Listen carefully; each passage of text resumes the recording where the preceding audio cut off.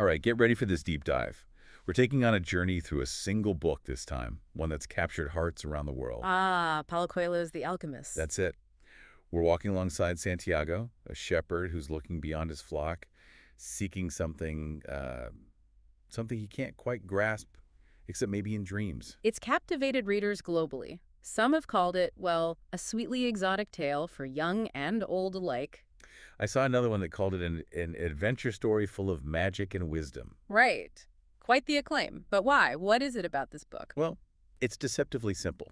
On the surface, it's a treasure hunt. But underneath, well, it taps into this universal yearning we all have for purpose, for that unique path that, what's the word Coelho uses? Personal legend. Yes.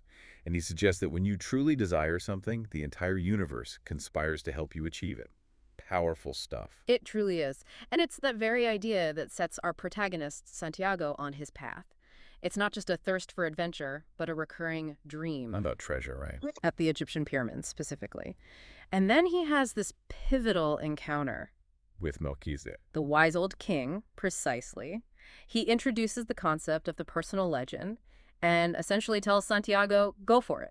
He doesn't offer a map, though, does he? No, that's what's fascinating. Melchizedek doesn't give specific directions. He awakens Santiago to the signs, the omens that have already been present in his life.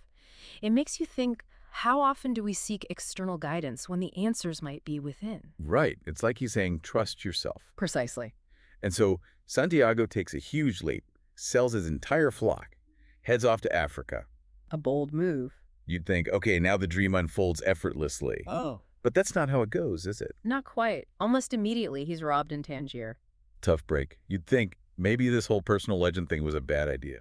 It's a critical test. Being stripped of his material possessions forces Santiago to confront attachment. To see that maybe the journey itself has more value than any riches. Exactly. He has to find work, ends up with a crystal merchant. Seems like a detour, but turns into a whole other education. Right. Not a classroom education. He's learning about the world, human nature, the flow of business. And he encounters this idea of maktub, the notion that certain things are destined. But within that destiny, our choices still matter. He's immersed in a completely different way of life.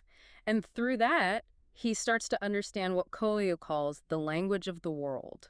That's where the book really grabbed me. It's not a treasure map. It's like Santiago's tuning into a whole different layer of existence. This interconnectedness, the soul of the world. And it doesn't come easy, right? He's tested, challenged, forced to adapt and question his assumptions. Like when he decides to join a caravan crossing the Sahara Desert, that's a life or death undertaking. And some intriguing characters he meets along the way. The Englishman obsessed with alchemy, the camel drivers who are so attuned to the desert. The desert itself becomes a metaphor, for this internal journey of self-discovery. Harsh, unforgiving, yet breathtakingly beautiful. And after all that, he arrives at the oasis of El Fayum. You'd think, finally some peace, right? A place of lushness amidst tribal wars, but that's where things get even more intricate, wouldn't you say? He meets Fatima, and their connection, it throws his whole understanding of his personal legend into question. It introduces this concept. Maybe his purpose isn't just about reaching a destination. Maybe it's about love, growth, and how those intertwine with the pursuit of his dreams. And Fatima, she's remarkable. She doesn't try to hold him back. She understands intuitively that his path needs to unfold, and that sometimes even love, true love, requires a temporary separation for both individuals to truly blossom. Wise woman. She tells him, if I am truly a part of your dream, you will return. Profound trust, and a recognition of that bigger picture at play. It's like she speaks the language of the world too, huh? Knowing that forcing things would only disrupt the flow. But just as he's grappling with all this, danger approaches. An army threatens the oasis. And it's in this looming crisis that Santiago taps into a gift he didn't even know he had. A vision, a premonition of what might be. It's like almost the soul of the world nudging him toward a larger role, something he couldn't have anticipated. Yeah. Right place, right time. Or maybe. Right person, having gone through all these trials, all these experiences, ready for this moment, and it's this very crisis that leads him to the figure he's been searching for all along, the alchemist. The whole feel of this story changes when the alchemist enters, doesn't it? Definitely shifts. How would you describe it? It's like stepping from a brightly lit room into the desert under the moonlight. Okay, I get that. You're still in the same landscape, but everything seems different. Exactly. And it's not what you might expect. He's not some grand figure dispensing wisdom. Oh, like, A mischievous observer sees right through Santiago. and nudges him along gently. Remember those stones Melchizedek gave Santiago? You remember the meme? Right away, the alchemist recognizes their significance. He affirms that Santiago is on the right path. But then, instead of easy answer, He becomes this mentor, this guide, pushing Santiago to face his own fears, to really dig deep into his potential. like saying, look, the answers are within. You just got to learn to access them. There's that scene with the cobra, the venomous one. Remember? Such a striking scene. The alchemist talks to it effortlessly. It's both terrifying and kind of awe-inspiring.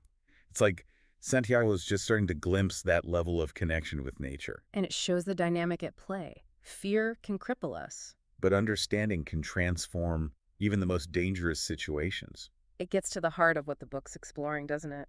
That true power isn't about domination. It's about aligning with the forces around us, working with them. And that's what the alchemist keeps emphasizing, right? Listen to your heart, trust the journey, even when it seems impossible. The world speaks many languages, he tells Santiago. The desert talks with the wind. There's a lot of wisdom packed in there. In Santiago, trying to decipher this language, he starts to question everything. He even says to the alchemist at one point, "My heart is a traitor. It tells me to turn back." And the alchemist's reply, Tell your heart that the fear of suffering is worse than the suffering itself. oh man, that hits home. Doesn't it? How often do we let that fear, that what-if thinking, stop us from taking a chance? From taking that leap. The alchemist is showing Santiago that courage isn't about having no fear. It's about feeling it and moving forward anyway. And Santiago does push on. He faces doubts, anxieties about failing, all while dealing with the very real dangers of the desert. Lost, alone. Tribesmen, not exactly friendly. Right. It's like the desert itself is another character testing him. Pushing him to rely on his gut, Yep. forcing him to strip away everything familiar. And through all of this, the alchemist keeps saying, when a person truly desires something, all the universe conspires to help that person realize his dream. It's a potent idea, not some magical wish fulfillment, but The power of intention. Aligning our actions with what we truly want. The universe responds to that kind of commitment. and it's not just about reaching the goal. It's about how you change along the way. Santiago's learning, constantly, deciphering omens, trusting his intuition, drawing on the wisdom all around him. He even starts communicating with the wind, asking for guidance. It's like he's tapping into this natural wisdom. The elements become his allies. It's all connected, part of that soul of the world. And his connection with Fatima, even though they're physically apart, it deepens. They both seem to understand this language. It's a love that transcends distance. They know somehow that their paths are interwoven. But just as Santiago's starting to grasp all this, he and the alchemist, they're captured Out of the blue. by tribal warriors. They think they're spies. Talk about a sudden turn of events. And it's this moment, facing death, that the alchemist reveals the true nature of, well, the philosopher's stone, the elixir of life. He doesn't use them to escape or fight. So what does he do? He teaches. He tells the warriors he has these legendary substances. Knowing they won't believe him. It's not about convincing them, it's about showing Santiago.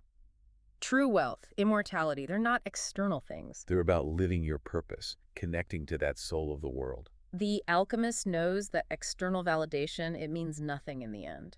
Fulfillment comes from within, aligning with your purpose. Embracing the journey no matter how difficult it gets. And somehow, they're released. But it's not over. As they journey toward the pyramids, another obstacle appears. A huge one.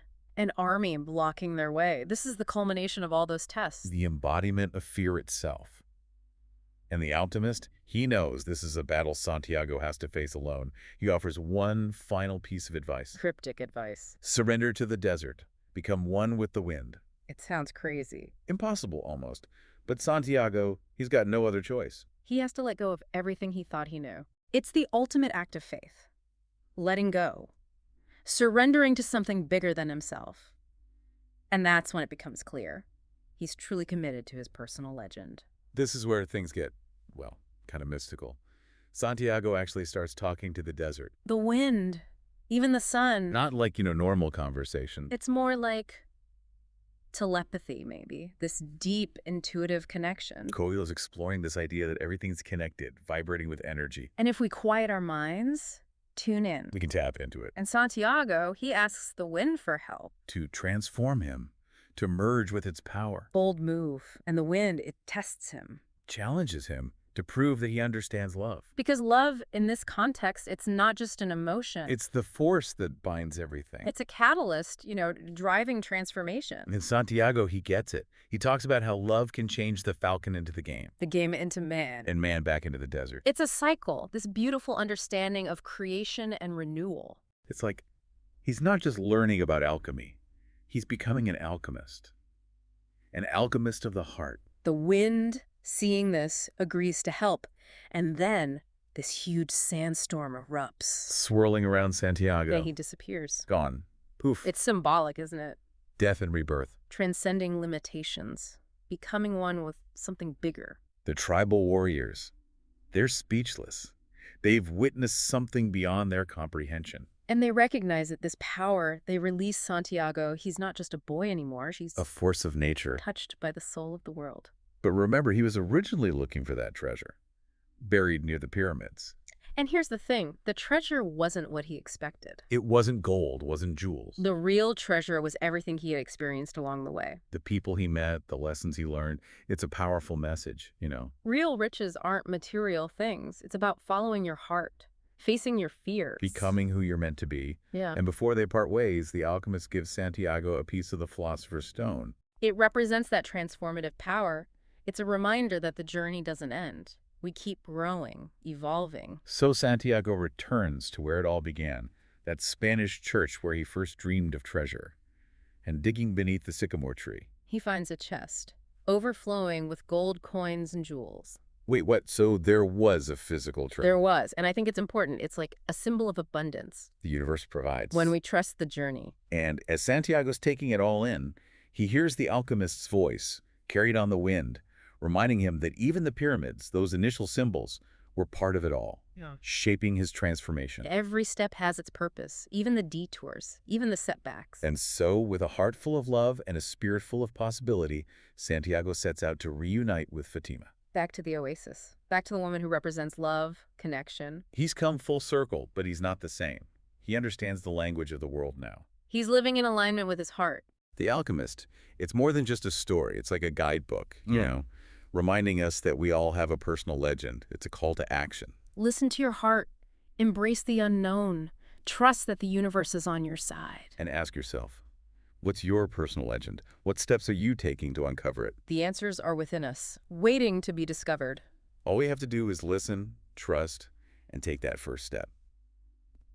That's it for this deep dive. Safe travels on your own journey.